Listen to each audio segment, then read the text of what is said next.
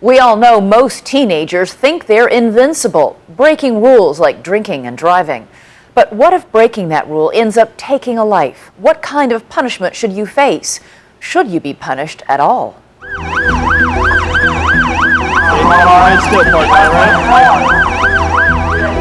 Acknowledged. Can you give me an ETA? They are tragedies that play out on streets and highways across the country. You guys move this girl and then lay her out. She's DOA. They are so frequent they rarely make the local news. But in America, someone is killed by a drug driver every 40 minutes. That's 36 people daily, 13,000 sent to their graves every year. I kind of get the feeling, me and my partner, that you've been drinking today. DUI, driving under the influence, is a serious crime, especially when there's a fatality. Too often, the drivers and the victims are teenagers. You have the right to remain silent. Fortunately, on this day, the accident and the blood are fake. It's so gross. Part of a mock DUI demonstration to high school students in Tampa, Florida. What isn't fake is the day's featured speaker. My name is Jessica Razzle, and on February 25th, 2006, I killed my best friend. Jessica Razdell admits she killed her best friend Laura Gorman. Laura Ann Gorman died on impact in the passenger seat of my car. She has confessed her crime to more than 15,000 people. The speech is always the same. Laura Ann Gorman died on impact in the passenger seat of my car. Died on impact in the passenger seat of my car. And always it ends with a tribute to her dead friend with music and photos meant to tug at the heart. It really makes you wonder why some things happen when they do. I wish I could take her place that night. Really? Absolutely, no questions You would asked. give anything to be the one who's dead, your own family going through this horrible tragedy? I would give anything to bring her back. Jessica often visits the crash site. Publicly, she admits she killed her friend, but she has pled not guilty to DUI manslaughter. She faces 15 years in prison, but she doesn't think she should spend a single night behind bars. So what's fair? That you just get to be free for the rest of your life? I don't think that any good can come to the community from me sitting in prison. I have enough guilt as it is every day just waking up and knowing that I'm alive and she isn't. Growing up, Jessica and Laura were inseparable. They dyed each other's hair, put on makeup, and even began working at the same restaurant. We were complete opposites, but so much alike. I was the short one, she's the tall one. I was the brunette, she was the blonde. You couldn't help but be happy and smile when you were with her. On February 26, 2006, Jessica and Laura were college freshmen and decided to have a girls' night out. With Jessica driving, they traveled 40 miles to the outskirts of Tampa, where historic cigar factories have become teeming bars and nightclubs. If you're underage and looking for a wild night, these clubs are a good place to start. Girls can be 18 and up to go in. Guys have to be 21 and up.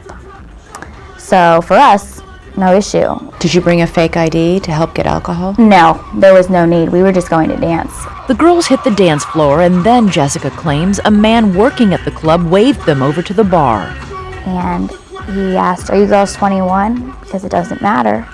He got the bartender's attention, told her to order us a drink, and then he said, let's switch to shots. They're quick, they're fast, no one will even see the cup in your hand. It's in and out. Some of this can be seen in the photographs taken that night just hours before the crash. Best friends posing, dancing, and drinking, haunting images of life before death. At 3 a.m., Jessica and Laura left the bar. Neither one of you said to the other, should we be driving? Nothing. They began the long drive back, Jessica behind the wheel, both wearing seatbelts. We were singing, we had the music up, just laughing and having a good time. And then just 1 mile from home, it happened. The car veered off this highway, down the hill, and into the street. The next thing I remember, I woke up in the car on the side of the road. To free Jessica, rescuers used the jaws of life and then rushed her to the hospital. It was a weekend night, and I remember I was dead asleep, and my cell phone rang. A few miles away, Assistant State Attorney Roham Kansari got the call. Because officers suspected this was a case of drunk driving, an investigation had begun. Walking down from the highway, Kansari could see where the car had hit an enormous tree, and then he looked inside. Laura was deceased. She was still seated in the passenger seat. She had blunt force trauma to her head that caused almost an immediate death. What is your reaction when you see a scene like that? My heart dropped. I mean, that's the first dead body I saw, and my heart dropped. I mean, that's, you know, you instantly think she's young. You instantly think she's got a family somewhere right now that doesn't know what just happened. It's a picture that's really hard to let go of. At the hospital, nurses cut off Jessica's clothing and hooked her up to machines. Her mother was at her side. I saw her looking at my head. She said, "You have a very, very large gash on the side of your head and your ears hanging off." I was screaming at the top of my lungs, "Not Laura, why not me? Her parents are gonna hate me."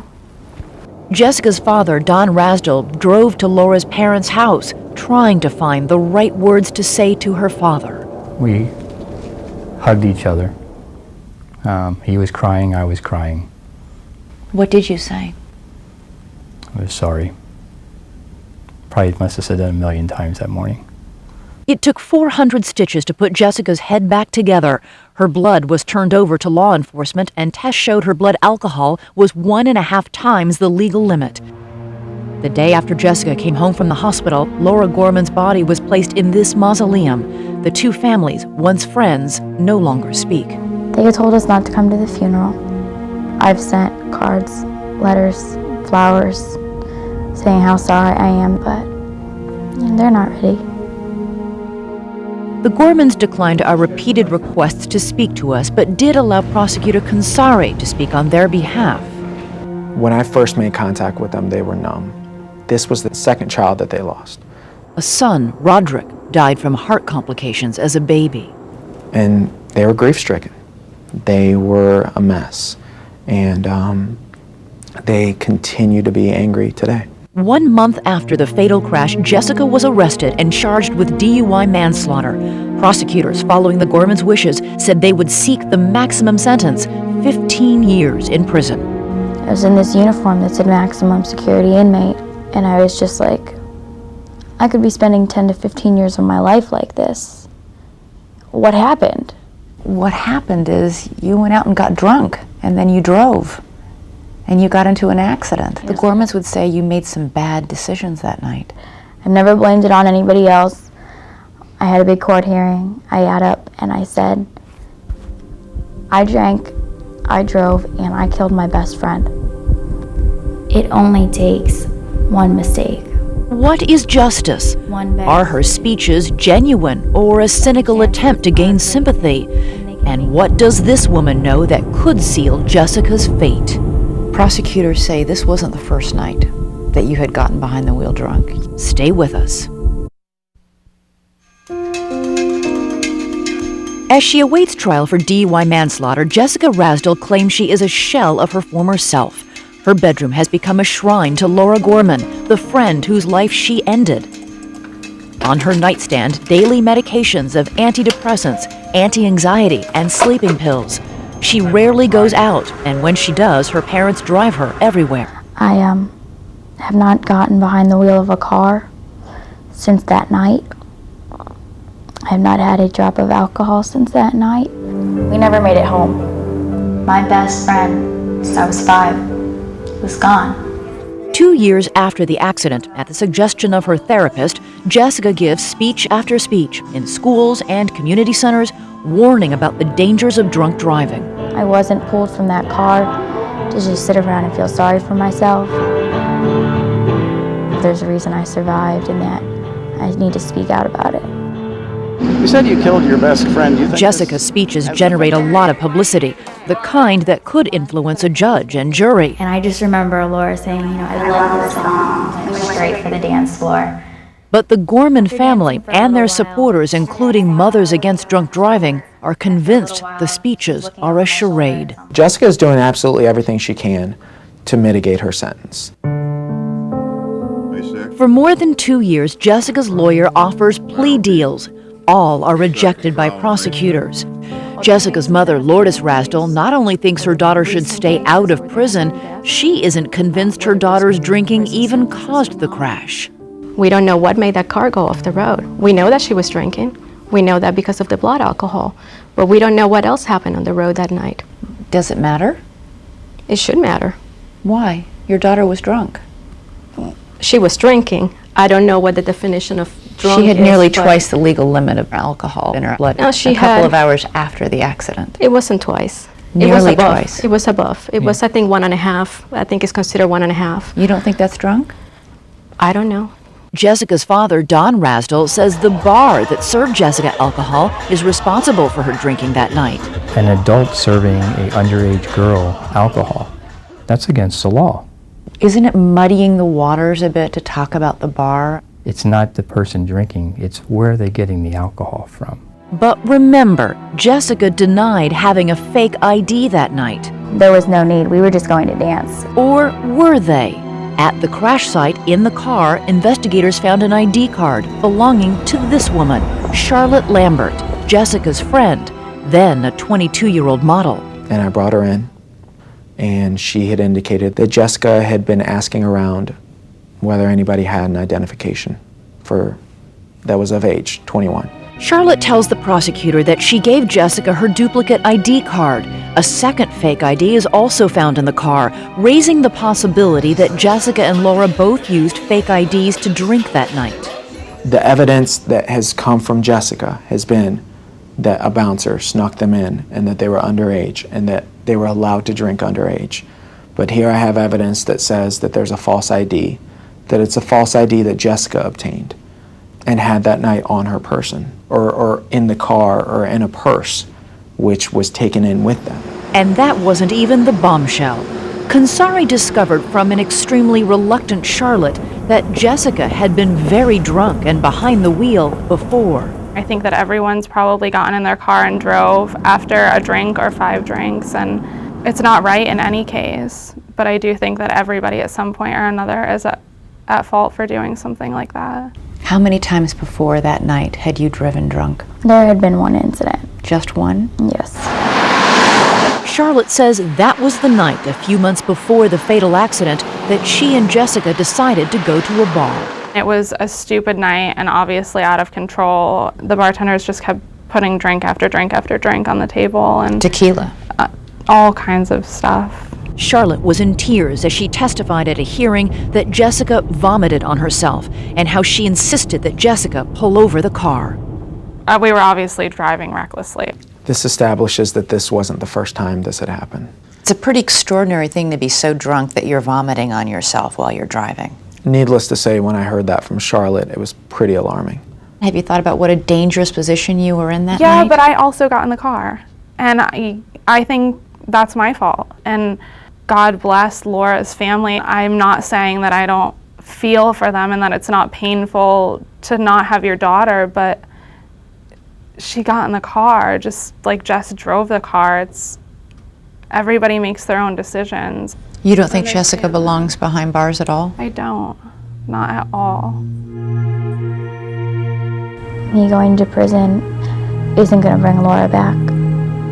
Only thing it's going to do is stop me from talking to people about it. And that can save a life, not end one. But as long as Jessica is free, the Gormans insist there is no justice. Even the prosecutor, who was trying to send Jessica to prison, admits on a personal level to a double standard.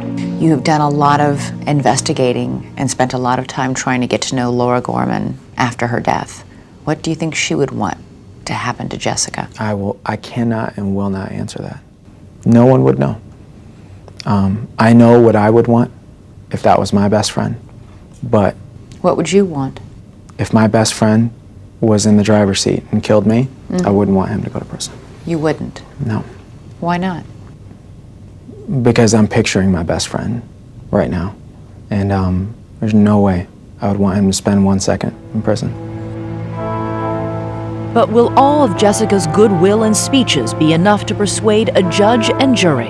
I just walked in that courtroom and I just was crying hysterically and I couldn't breathe. But I never felt so relieved. Stay with us. Son and daughters at home. I have pictures just In May of last year, Jessica Rasdell leaves home for another pretrial hearing. She has a feeling she isn't coming back. And I told the judge, I was like, I'm ready. I can't keep doing this. I'm ready. Jessica asks for leniency, reminding the judge of all of her public speaking. In exchange for pleading guilty, the judge gives his bottom line. Jessica will have to serve a minimum of 4 years in prison or risk going to trial and serving 10 to 15. And my heart just dropped. And I just looked at them and I said, I'm taking it. I never felt so relieved. I signed the papers and I was gone. The Gormans are furious, but nearly 3 years after the crash that killed their daughter Laura, the case is finally over. What is justice? This is justice. Today, Jessica is an inmate at the Lowell Correctional Institution in Central Florida. No, I've been here for 9 months and it still gets to me. But I don't deserve to feel sorry for myself. Jessica has stopped taking her medications and says it has allowed her to reflect and finally grieve for the friend she killed on Interstate 275. Is this justice? There's not a prison sentence long enough that would justify Laura's death. There are never any winners in these cases, not for the witness. If I woke up without my best friend, I would want to die. And not for the prosecutor. I hate all these cases because most of these cases involve people with zero criminal record who made a horrible, horrible mistake. For Laura's family, the suffering will never end. For Jessica, she is now a convicted felon. In time, her life will go on, and she insists, so will her mission to warn others not to drink and drive. I think about all the pain I've caused so many people. Laura and I were 18 years old. Thought we were invincible. Nothing could ever happen to us. If I could take anything back, we never would have gone out that night. I'd take it all back if I could. Everything.